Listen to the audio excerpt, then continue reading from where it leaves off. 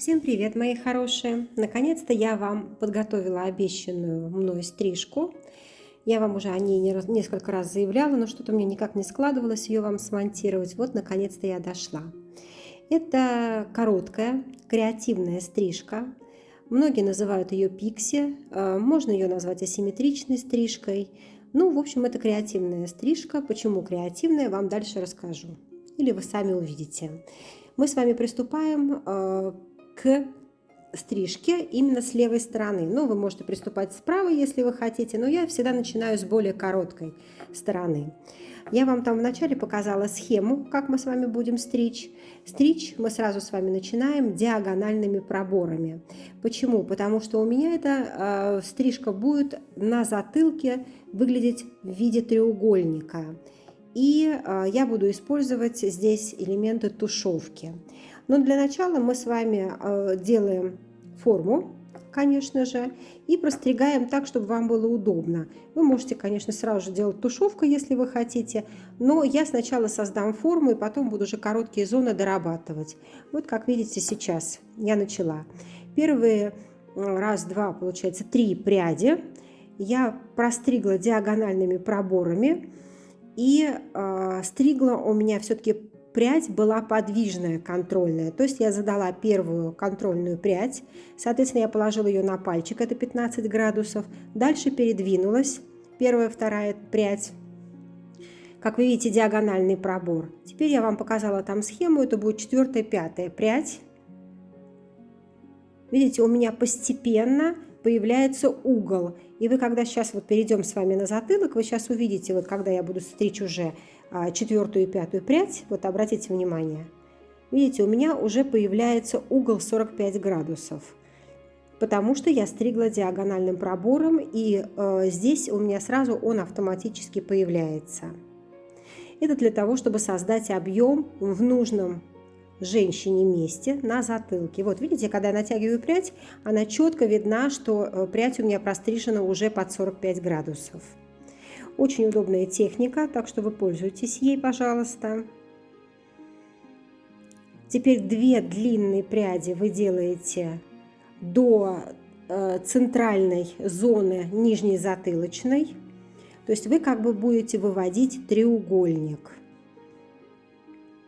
2 пряди вы простригли. Теперь вот простриженная 5-я прядь, которая по счету у вас 5-я, это будет являться контрольной прядью для всей затылочной зоны. То есть насколько у вас дотягиваются волосы. Вот сейчас вот вы увидите, я сейчас вот к этой пряди буду подтягивать по очереди все следующие блоки методом наложения. Вот я вам схематично это нарисовала. Ну вот пока я буду простригать, теперь давайте поговорим. Значит, то, что асимметрия, здесь спору нет. Да, вы все знаете, что такое асимметричное. И, любимые мои парикмахеры, вы каждый раз, ну, не все, конечно, некоторые у нас особо умные личности пишут, и где же здесь креатив? Давайте все-таки с вами разберемся, что такое креатив. Креатив – это не значит, что я должна выдрать, отрезать клок здесь, отрезать клок там. Креатив – это фантазия мастера. То есть я подбираю стрижку индивидуально под каждого своего клиента, под каждую клиентку. Поэтому это моя фантазия. Вот конкретно вот этой моей модели я придумала эту стрижку сегодня. В следующий раз я вам покажу на ней другую. Я постоянно меняю стрижки. Моя модель вот эта, она не носит какие-то сложные укладки. Ей совершенно некогда, у нее маленькие дети. И нужно создать, ну, скажем так, легкость в укладке, легкость в носке. И мне кажется, с помощью вот этой стрижки, вот этой формы мне это удалось. Так что, еще раз повторю, это креативная стрижка, то есть это мной созданная фантазия, фантазия на волосах. Теперь, когда я простригла все левое полушарие, я уже перехожу к тушевке. С помощью тушевки я делаю плавный переход, естественно, от коротких к длинным. Очень мягкий переход. Не забывайте, что у нас с вами это не мужская стрижка, у нас с вами женская стрижка, поэтому там, где нужно убрать, вы убираете, но обязательно оставляйте объем на затылке. И я там вот, вы когда посмотрите внимательно, я постоянно проверяю себя. То есть я смотрю линию сбоку именно, да, то есть я смотрю ее на просвет. Линия должна быть идеально гладкой, то есть нигде ничего не должно у нас торчать. Все-таки линии должны быть очень мягкие. Вот видите, сейчас я вам показываю. Я просмотрела сбоку и увидела небольшой треугольничек, который выступает. Потому что вы же понимаете, что рост волос у всех разный. У кого-то есть вихры, и волос растет по-разному, иногда в сторону, вперед, назад, там как хотите, накручивается, закручивается в колечко. Все что угодно может быть. Вы должны сделать так, чтобы все гармонично и красиво смотрелось. Вот видите, я простригла сейчас, и сбоку смотрится прям идеально гладко, идеально ровненький такой переход. Я конкретно сейчас буду простригать сначала всю левую зону, а потом уже перейду к правой зоне. Вы обязательно смотрите со всех сторон и вычищайте за ушком тоже, все подчищайте. И в конце, конечно же, я пройду машинкой, потому что всегда есть пушковый белый волос, и вы сейчас все это увидите. Дальше мы с вами, опять же, как я сказала, простригаем всю левую зону. Но так как у нас с вами длинная челка, мы все-таки решили, что это будут элементы пикси. У нас с вами на затылочной зоне уже мы создали с вами линию. И теперь мы вводим нашу теменную зону в нашу линию, как всегда, за ушком. То есть у нас с вами затылочная зона, где соединяется с височной зоной. То есть вот вы прям немножко за ушко возьмите, это будет ваша там контрольная прядь. Две пряди у вас идут переходящая контрольная, и остальные вы подтягиваете к двум уже простриженным. Это уже схема следующего нашего блока. Опять же, мы с вами простригаем вот эту первая прядь. Переходящая контрольная была вторая. И дальше мы с вами уже все подтягиваем к нашей второй пряди, которая была переходящая. Почему мы делаем это так? Потому что у нас с вами идет на удлинение. У нас с вами асимметричная стрижка, идущая на удлинение на правую сторону. Поэтому самая короткая у меня же левая, и поэтому к левой стороне я все подтягиваю. Видите, если вы правильно простригаете, у нас уже идет с вами удлинение. Видите, следующую схему вы вернитесь, посмотрите. Мы теперь все волосы подтягиваем вот к той контрольной, которую только что я стригла. Все волосы с правой стороны мы подтягиваем к той контрольной пряди, которую я сейчас держу. И у нас все будет с вами на удлинение. То есть у нас с вами более длинная сторона будет падать направо. И вот сейчас опять смотрите, насколько длиннее у нас получается угол. То есть у нас очень контрастная длина. Очень короткая получается левая и длинная правая. Подтягивайте, конечно же, все волосы и нижнюю линию, которая у вас задана на виске, ваша контрольная, вы обязательно ее сведите, чтобы никакой волос у вас не вылез оттуда в сухом виде. Вот видите, какая у нас длинная асимметричная челка получилась. Конечно же, мы у лица ее тоже будем с вами дорабатывать. После этого вы уже переходите тогда на работу затылочная зона с правой стороны. Выделяете себе опять диагональным пробором, но не забывайте, так как у нас с вами с правой стороны уже длинная челка, то у вас угол немножко будет другой. Если мы слева с вами ушко высоко открывали, то справа мы с вами высоко тушевкой ушко открывать не будем. У нас с вами с правой стороны длинная челка. Вот вы обратите внимание, мы простригаем пару рядов, пару блоков. Опять тем же методом по диагонали, как мы простригали с левой стороны. Дальше ко второй вашей контрольной пряди вы опять же подтягиваете всю уже затылочную зону. Вот диагональными проборами методом наложения пряди на прядь подтягиваете. Сейчас я вам разверну, чтобы вам было удобно видно. Вот видите, я все методом наложения подтягиваю. Так, видите, не очень хорошо поставила. Да. Но поверьте, методом наложения простригаю точно так же, как простригала левую сторону. Сейчас я, наверное, очнусь и подвину все вам. Видите, не очень углядела. Очень тяжело смотреть, видите, и стричь, и показывать, снимать. Так что уж простите, есть косяки. Ну так более-менее понятно, что все-таки я подтягиваю к той контрольной, которая, как я вам обещала. Простригаете все. Вот, все-таки очнулась, видите, подвинула. Молодец я, да. Но все-таки лучше поздно, чем никогда. Теперь вы видите это точно. Вот насколько дотянулась, видите, все волосики мы простригаем с вами. Треугольничек, смотрите, какой красивый получился.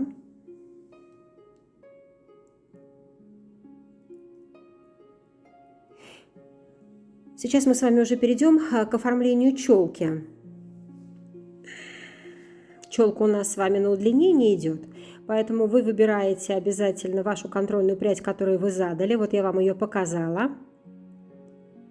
Опять же, диагональными проборами будем сейчас все подтягивать.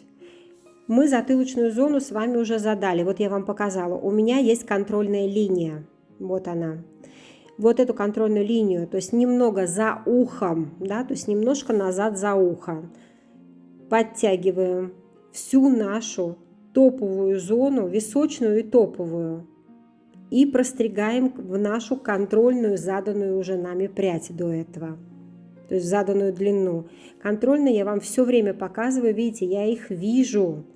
У меня контрольные ни точки, ни линии, ничего не ушло. Все перед моими глазками. Вы берите не очень толстые пряди, для того, чтобы сквозь эту прядь вам хорошо было видно линию, которую вы задали, чтобы вам не сильно отрезать. Прекрасно видно, видите, все. Простригаете. Кстати, многие называют эту стрижку пикси, да? Ну, конечно, на мой взгляд, от пикси здесь сильно ничего нет. Асимметричная стрижка короткая. Но в переводе вообще пикси – это эльф. Поэтому, конечно, если вы сделаете какую-нибудь такую укладку с хвостиками на ушках, то, наверное, как бы эльфа это будет напоминать. Но, к сожалению, пикси так все называют эти стрижки.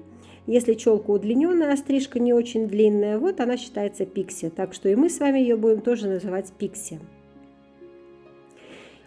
Вы теперь прорабатываете тушевкой. Опять же, выравниваем мы все. Плавно вводим с помощью тушевки нашу короткую часть в удлиненный затылок. Все, не торопитесь. Опять же, смотрите, это все как вам нравится. Если вам нравится делать машинкой тушевку на женских стрижках, вообще не вопрос, претензий никаких. Вы можете взять машинку и проработать с помощью машинки. Я люблю все-таки женские стрижки стричь руками. Вообще мне нравится тушевка руками. Я действительно поняла, что я люблю тушевку делать руками. Я люблю чувствовать это все. Мне вообще нравится стричь. Я люблю свое дело, и я считаю, что я счастливый человек, потому что у меня хобби совпадает с моей профессией. Я надеюсь, у вас также. Я надеюсь, вам нравится ваша работа. Ну, девчонки, вы, конечно же, приходите ко мне на обучение, вы все время как-то вот очень боязливо спрашиваете меня об этом. Конечно, я вам поставлю ручку, у меня есть своя студия, вы приезжайте, мы обязательно с вами все проработаем, все вам покажу, расскажу. Также я, конечно же, и колористику даю, и пробелы устраняю. Вы не стесняйтесь, пожалуйста, обращайтесь со своими вопросами. Так, видели, да? Ушко я почистила, выровняла линию. У меня теперь красивый височек правый. Но челку, как вы видите, я еще не стригла. Челку мы с вами будем стричь у лица. Теперь мы с вами перешли уже к верхней затылочной зоне. Мы с вами задали длину. Да, то есть мы с вами на макушке задали длину. Натяжка у нас была 90 градусов. И равномерным срезом всю затылочную зону мы с вами простригли. Видите, у нас натяжение 90, срез 90. Мы равномерно простригаем затылок для того, чтобы у нас был достаточно пушистенький. Потому что у нас равномерная форма стрижки дает такой достаточно хороший объем. Не торопясь все простригаете, именно всю затылочную верхнюю зону.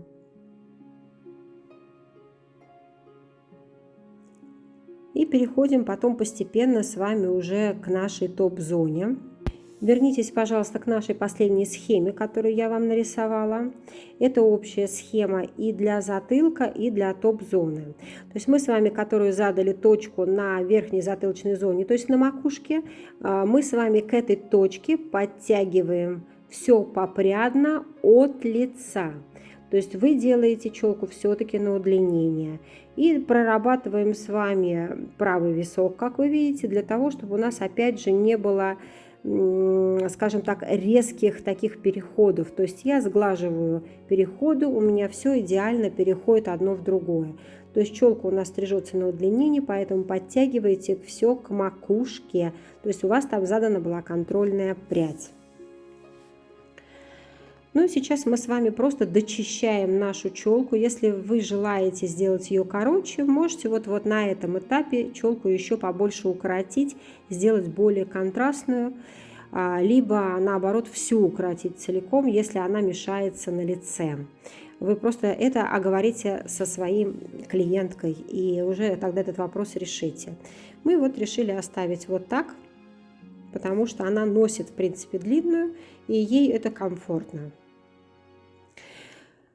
Вот, конечно же, после того, когда вы все прострижете, обязательно мы высушиваем и на сухую, как всегда, дорабатываем. Ну, вот сейчас, видите, я на пальчиках немного довожу уже правую сторону. Ввожу ее в наш уже заданный нами висок заранее. Ну, на этом этапе, я вам говорю, вы можете укоротить еще раз. Спасибо вам большое, что вы постоянно пишете мне. Мне прям вообще действительно реально очень приятно. Я вам благодарна за ваши вопросы. Подписывайтесь, конечно, на меня. Мне прям вообще...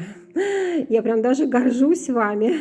Потому что на самом деле я тоже, как и вы, я тоже очень интересующийся человек. Я никогда не стою на месте. Я всегда где-то обучаюсь. Если я чего-то не знаю, я тоже не стесняюсь спрашивать.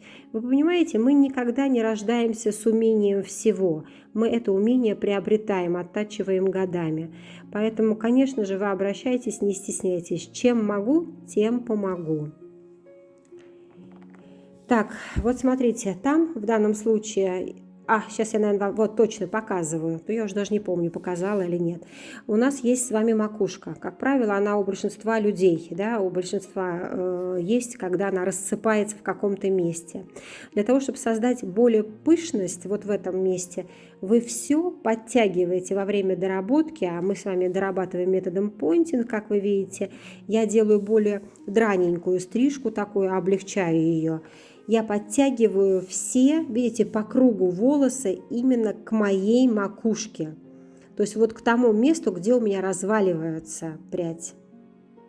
Видите, макушечка разваливается, я все к ней подтянула, и она у меня теперь пышненько будет стоять все время. Здесь я немного убыстрила, потому что это, в общем, кому-то, если интересно, можете замедлить, наверное, не знаю. Либо тогда пишите мне, я тогда не буду убыстрять эти моменты. Но вот эта доработка, я думаю, что главное, нужно понять технику, а именно вот сам процесс, вы приходите, я тогда вам ручку поставлю, и вы не будете бояться именно простригать, не будете бояться, что вы переборщите, не будете отрезать клочьями лишними. Затылок, как я вам говорила, женские стрижки я вообще не люблю стричь филировочными ножницами, но я вам уже не раз говорю, что если у меня есть тушевка, я могу проработать именно вот линию тушевки с помощью филировочных ножниц. Вот конкретно здесь я это делаю. Я не работаю на длине филировочными ножницами, только на тушевке. Еще раз повторю, я не люблю срез. Я не люблю именно срез филировочных ножниц, какой он оставляет. только тушевку, когда вот размывает верхнюю линию. И если посмотрите, я не иду вглубь, я иду только по самому кончику. Как только вы берете филировочные ножницы и глубоко начинаете филировать, то у вас вот эта короткая прядка становится топориком. Она потом вылезает сквозь волосы. И очень некрасивый эффект. Лучше сделать пойнтинг, лучше порвать прямыми ножницами, чтобы создать такой вот как бы эффект треугольничка, вот этого плавного перехода, чем эффект топорика. Я вам просто рекомендую пользоваться именно так. Умейте пользоваться прямыми ножницами и делать ими вообще все. Вы также каждый раз, когда вы себе прорабатываете стрижку свою, вы обязательно смотрите сбоку, как выглядят линии. И убираете, именно смягчайте, чтобы у вас правда идеальный был очень красивый вариант. Вот видите, я не ленюсь. Это действительно стрижка, как вы видите, она, девочка, это будет носить ее. И это не шоу, это действительно я так работаю. Обязательно со всех сторон, видите, я сбоку смотрю, я нагибаюсь, я не ленюсь. Вот в данном случае я вам показала, что как бы я не убирала волосы, я не люблю на женских стрижках прям совсем очень голые затылки выбритые. Но здесь пушок, такой серьезный пушок стоит, беленький, и он виден, если посмотреть сбоку. Поэтому, конечно же, пушок я весь убираю и плавно ввожу именно в мою тушевку, которую я сделала. Я не делаю четкую окантовку. Я беру, подставляю расчесочку и ребром просто дочищаю пушочек. Посмотрите, я не делаю мужскую окантовку. Никогда на женских стрижках я ее не делаю. И вам не советую. Я вам рекомендую плавно размывать линию. Так, по поводу колористики тоже спрашиваете меня регулярно. Колористику тоже даю. Будем рассказывать, не привязываюсь я к какому-либо бренду. Колористика – это наука. Самое основное вы должны выучить, просто выучить.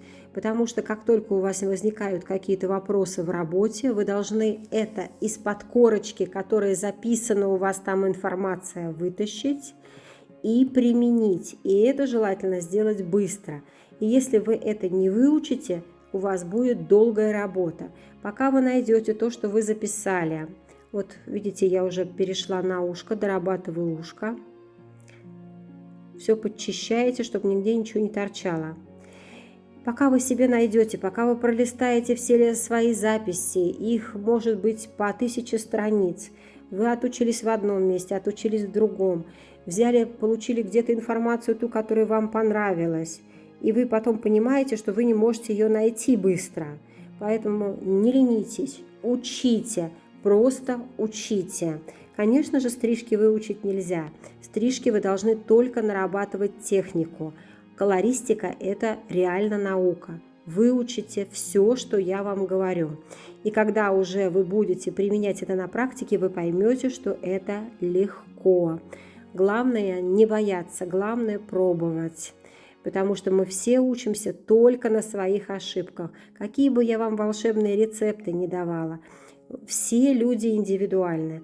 У каждого своя структура волоса, у каждого свой пигмент, стойкость пигмента, седина, что только нет. Поэтому мы применяем, естественно, все, что мы знаем, исключительно на своем опыте. Вам, конечно же, будет проще, потому что вам не надо будет идти этот долгий путь, который я шла. У меня стаж работы больше 25 лет. Конечно же, то, что я буду делиться с вами, чем я буду делиться с вами, это конкретные мои наработки. И вам, конечно же, будет проще уже работать. Я использую разные методы филировки, как вы видите, и слайсинг тоже применяю. Но все это уже в конце, когда вы дорабатываете стрижку.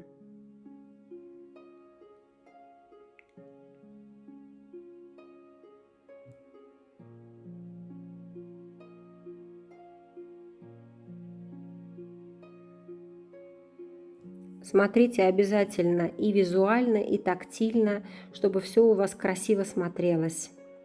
Стрижка на самом деле не требует укладки, она очень легка в носке, именно по той причине, что она асимметрична. Здесь не нужно создавать каких-то идеальных объемов, здесь просто это не требуется. Вы можете придать немного текстуры волосам, структуры, используя какое-нибудь укладочное средство. Ну, в данном случае она у меня не носит укладочные средства, поэтому я просто посушила, и перед вами результат. Так что приходите ко мне на обучение, я вас всех люблю, хорошего вам дня, подписывайтесь, пока-пока!